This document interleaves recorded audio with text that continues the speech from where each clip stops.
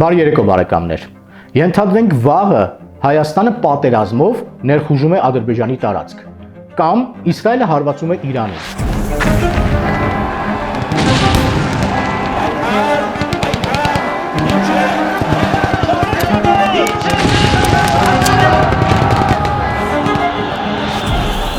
Չինաստանը երազում է վերադարձնել Թայվանը ու բացի պատերազմից դեռ այլ ճանապարհ չկա։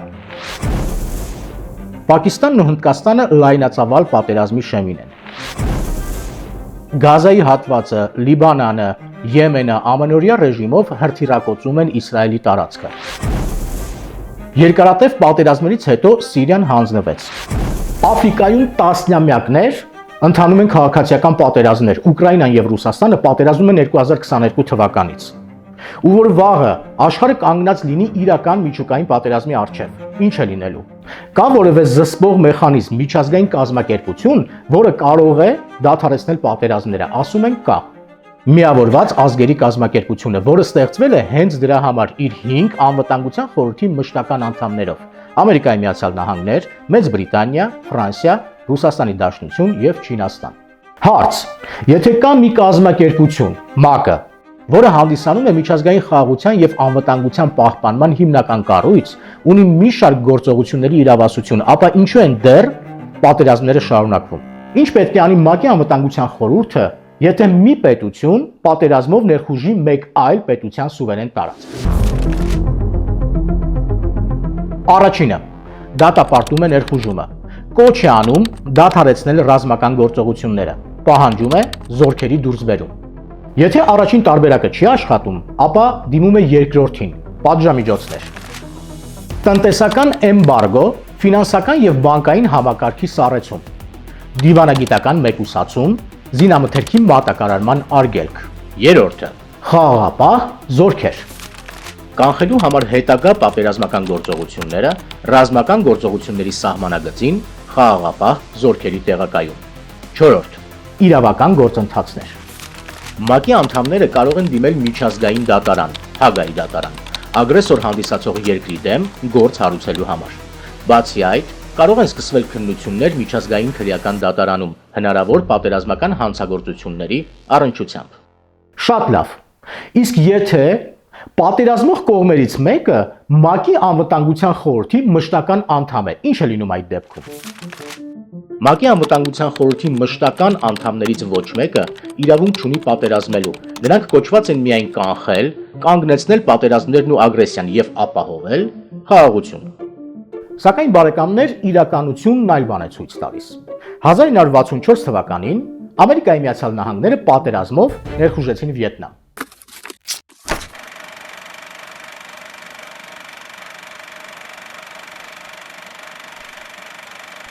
My fellow Americans, as President and Իմ ամերիկացի հայրենակիցներ, որպես Ամերիկայի Միացյալ Նահանգների նախագահ, տեղեկացնում եմ ձեզ, որ 2 օր առաջ Վիետնամից ոչ շատ հեռու Տոնկինի ծոցում հարձակման է ենթարկվել մեր նավատորմը, որը բացառապես խաղաղ նպատակներով պարեկություն էր իրականացնում հարավ-չինական ծովում։ Գիտակցելով հարցի ամբողջ լրջությունը, որպես գլխավոր հրամանատար, ստանձնում եմ պատասխան հարվածի պատասխանատվությունը։ Մեր բոլոր գործողությունները բխում են միայն աշխարհում խաղաղությունը պահպանելու ելակետից։ Ամերիկայի Միացյալ Նահանգների 36-րդ նախագահ Լինդոն Ջոնսոն, 4 օգոստոսի 1964 թվական։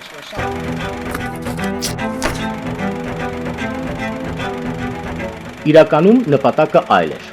Դիմակայել խորհրդային միության գաղափարախոսության տարածմանը ինչպես Չինաստանում,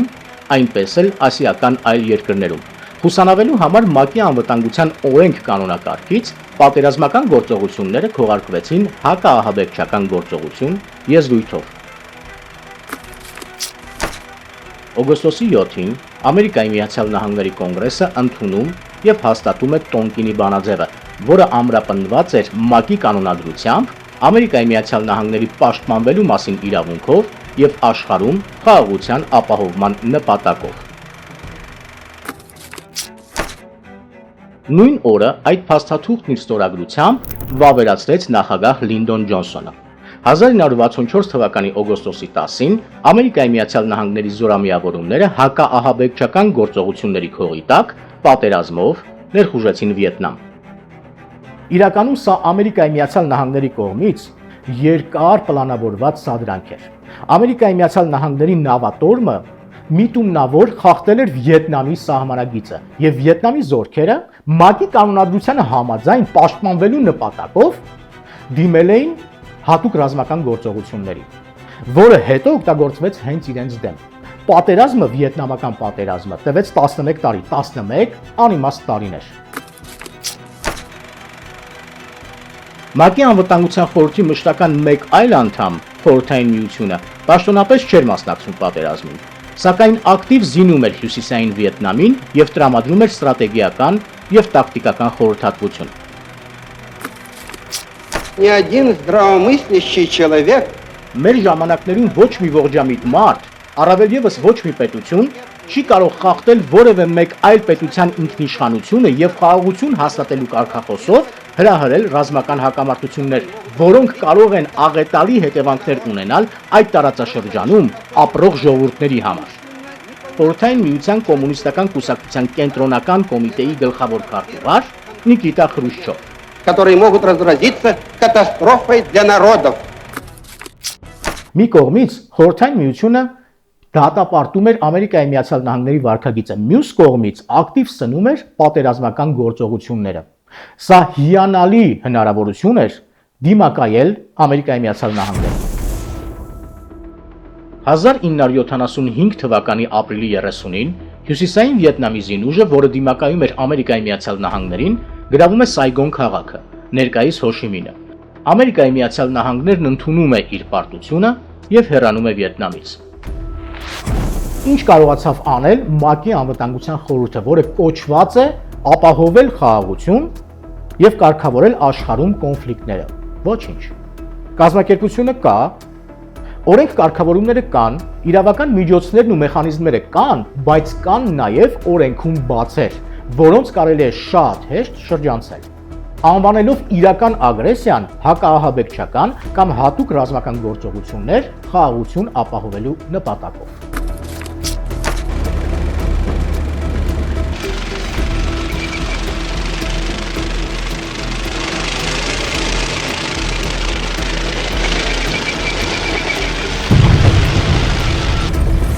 «1979 թվական Խորհրդային Միությունը ներխուժում է Աֆղանստան, որտեղ 1978 թվականից ընթանում էր քաղաքացիական պատերազմ։ Պատերազմի իրական պատճառը նորից քողարկվեց, անվանվելով հատուկ ռազմական գործողություններ խաղաղություն հաստատելու պատրվակի տակ։ Այստեղ էլ Ամերիկայի Միացյալ Նահանգները պաշտոնապես չէին մասնակցում պատերազմին, սակայն ակտիվ օգնում էին աֆղանցիներին։ Վիետնամում տեղի ունեցածի ճիշտ հակառակը։ Պատերազմը տևեց 10 տարի։ Ավարտվեց 1989 թվականին։ Ոչ Խորհրդային Միությունը, ոչ էլ Ամերիկայի Միացյալ Նահանգները իրենց նպատակին չհասան։ Արդյունքում Աֆղանստանն էլ ավելի սուզվեց քաղաքացիական պատերազմի մեջ։ Քայքայվեց տնտեսությունը, քանդվեցին քաղաքներ, սպանվեցին հազարավոր մարդիկ։ Կոնֆլիկտը շարունակվում է մինչ օրս։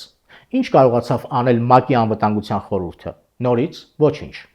Որպեսզի շատ չերկարի բարեկամներ, արագ թվարկեմ իրադարձությունները ու անցնեմ բուն իմաստին։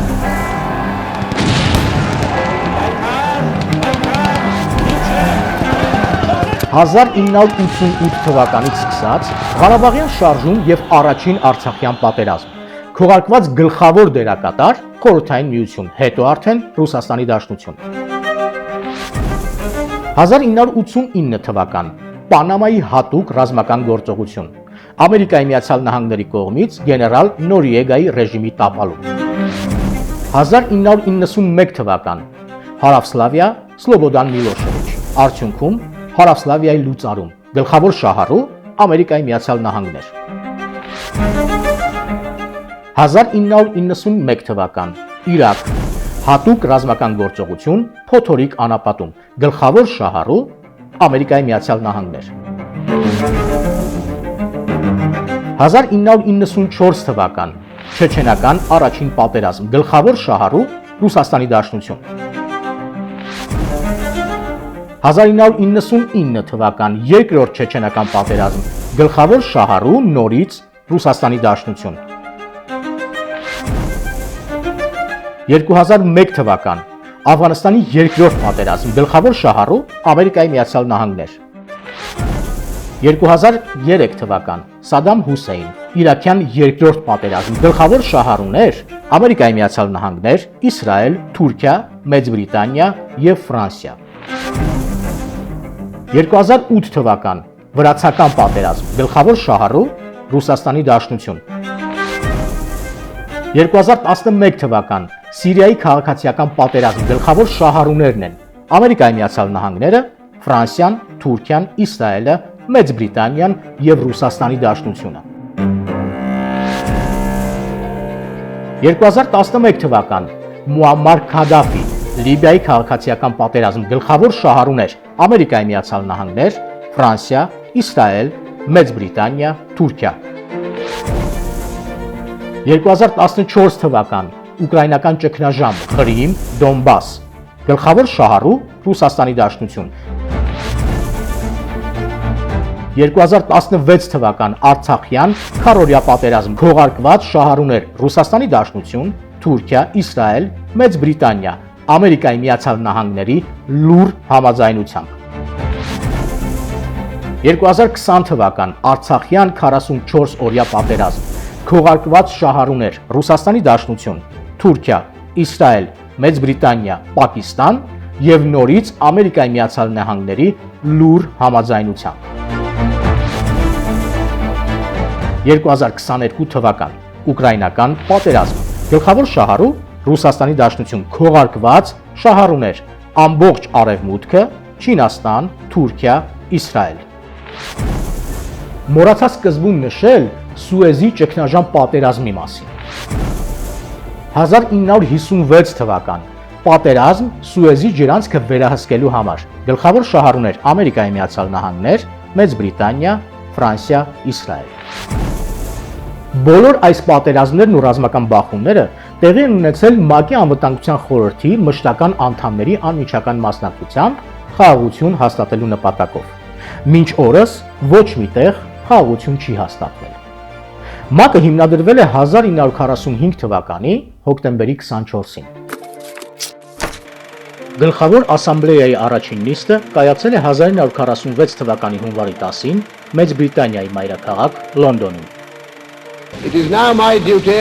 Սա ինձ համար մեծ պատիվ եւ պատասխանատվություն է։ Ազդարարել միավորված ազգերի կազմակերպության կանոնադրության հաստատման վերաբերյալ քվեարկության գործընթացի սկիզբը։ Պատվավոր քարտուղար Էդուարդ Վուդ, Լորդ Հալիֆաքս։ Ընդամենը 1 տարի անց սկսվեցին կոնֆլիկտները։ Սկզբում 1947 թվականին սառը պատերազմ, հետո արդեն ուղիղ ընդհարումներ, որոնք շարունակվում են մինչ օրս։ Հիմա նորից նույն հարցն եմ տալիս, բարեկամներ, եթե կա ՄԱԿ-ը, որը պետք է կարգավորի կոնֆլիկտները, ապա ինչու են դեռ շարունակվում պատերազմները։ ՄԱԿ-ի կանոնադրության մեջ կա եւս մեկ հոդված, որը ասում է.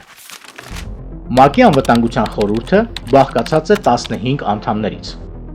10 անդամները փոփոխվում են, ընտրվում են ՄԱԿ-ի գլխավոր ասամբլեայի կողմից 2 տարի ժամկետով։ 5-ը մշտական են, անփոփոխ։ Ամերիկայի Միացյալ Նահանգներ, Ռուսաստանի Դաշնություն, Չինաստան, Ֆրանսիա, Մեծ Բրիտանիա։ ՄԱԿ-ը չունի ուժով պատժելու մանդատ առանց անվտանգության խորհրդի համաձայնության։ Ցանկացած որոշման շուրջ պետք է ձևավորվի ՄԱԿ-ի անվտանգության խորհրդի անդամների կոնսենսուս, լիակատար համաձայնություն։ Անվտանգության խորհրդի մշտական անդամներից յուրաքանչյուրը ունի վետոյի իրավունք, կարող է արգելափակել ցանկացած որոշում կամ գործընթաց, նույնիսկ եթե այն արժանացել է անվտանգության խորհրդի մեծամասնության հավանությանը։ Այսինքն, եթե որևէ կոնֆլիկտում հետաքրքրված է ՄԱԿ-ի անվտանգության խորհրդի որևէ անդամ, պարզ է, չէ՞, բարեկամներ, որ քվեարկելու է անվտանգության խորհրդի պատժամիջոցներին դեմ։ Սա պաշտոնական մասն է, բարեկամներ, գոյություն ունի նաև ներքին պայմանավորվածություն։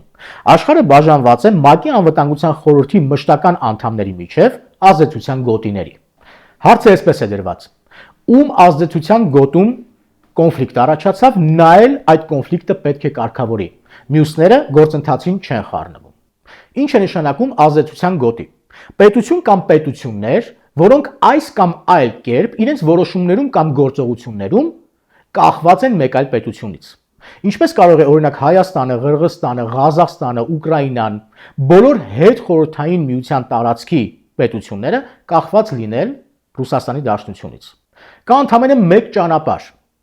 Այդ պետություններում արհեստական ստեղծել ճգնաժամ, կոնֆլիկտներ, հետո հանդես գալ այդ կոնֆլիկտը կարգավորող կողմ։ Դրա հետ մեկտեղ իբրև թե փորձել լուծել կոնֆլիկտը,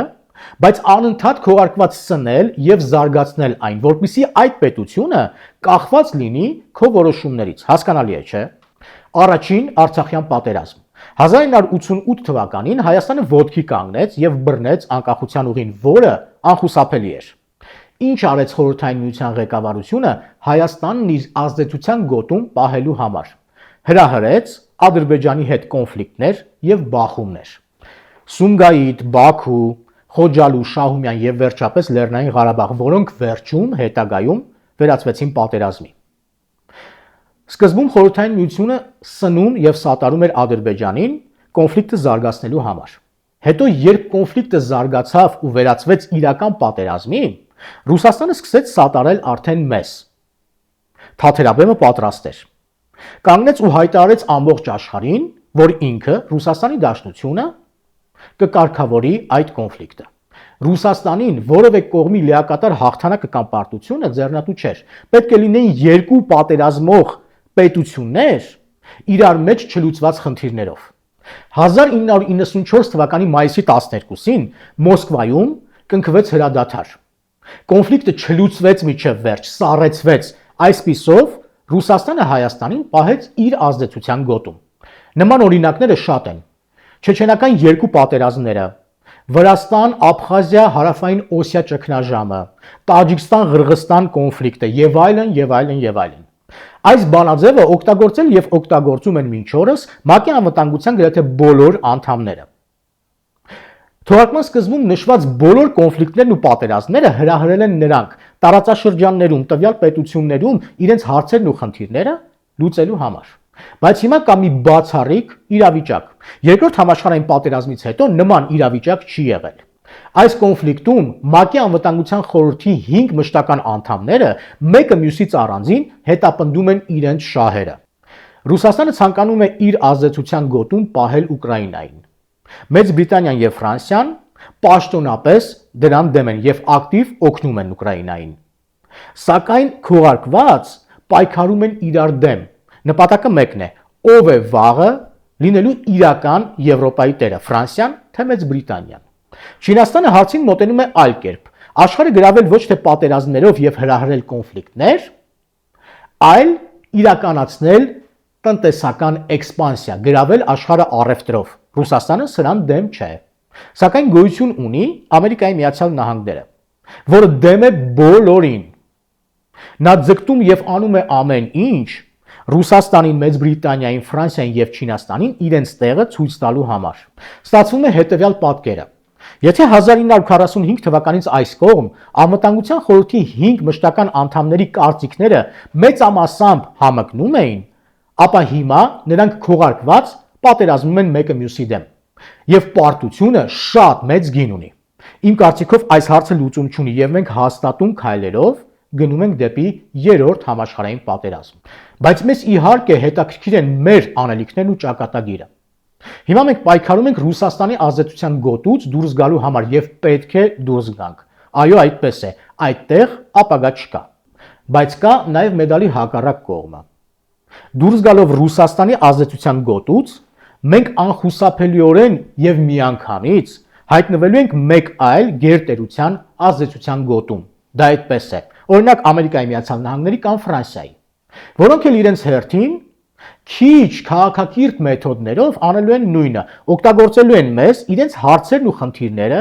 նպատակները լուծելու եւ կարգավորելու համար։ Այդպես է գծագրված եւ քայլ աճ ձախը հավասար է մահապատժի։ Բալավ ինչ անել։ Առաջինը՝ լինել աչալուրջ, վարել ճիշտ քաղաքականություն եւ թույլ չտալ որևէ գերտերության մեզ մոտ Հայաստանում սկզբից բարձրացնել բողոքներ, հետո սարքել կոնֆլիկտներ, որից կբխեն նաեւ պատերազմներ։ Ու սրա հետ մեկտեղ չվարել նապաստակի քաղաքականություն։ Աշխարհին առաջարկելու բան ունենալ, որը հետաքրքիր, պիտանի եւ անփոխարինելի կլինի բոլորի համար։ Ինչն է այսօր հետաքրքիր աշխարհին։ Այստեղ պատասխանը միանշանակ է՝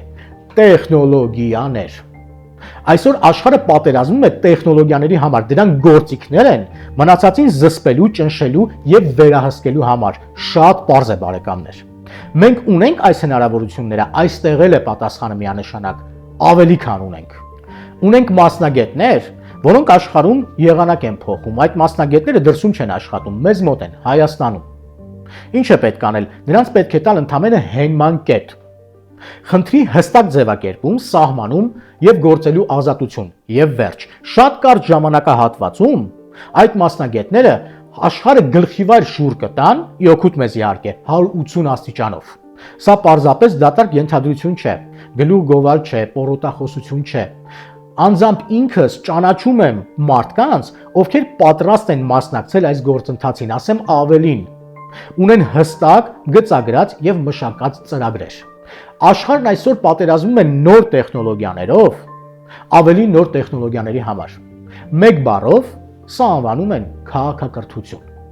եւ մեկ լուր արտերկրում գտնվող մեր հայրենակիցների համար։ Այսօրվանից ակտիվ են նաեւ մեր արտարժույթով գործող հաշվեհամարները։ Այն մարդիկ, ովքեր ցանկություն կունենան ֆինանսապես աջակցել մեր նախագծին, տեղեկությունները կգտնեն թողարկումների մեկնաբանությունների եւ նկարագրության հատվածներում։ Բաժանորդագրվեք մեր AMCN հայկական հաղորդակցման ցանց YouTube-յան ալիքին։ Մեկնաբանեք, գրեք ձեր դիտարկումները, տարածեք, կիսվեք մեր տեսանյութերով։ Մինչ հաջորդ երեքշաբթի բարեկամներ։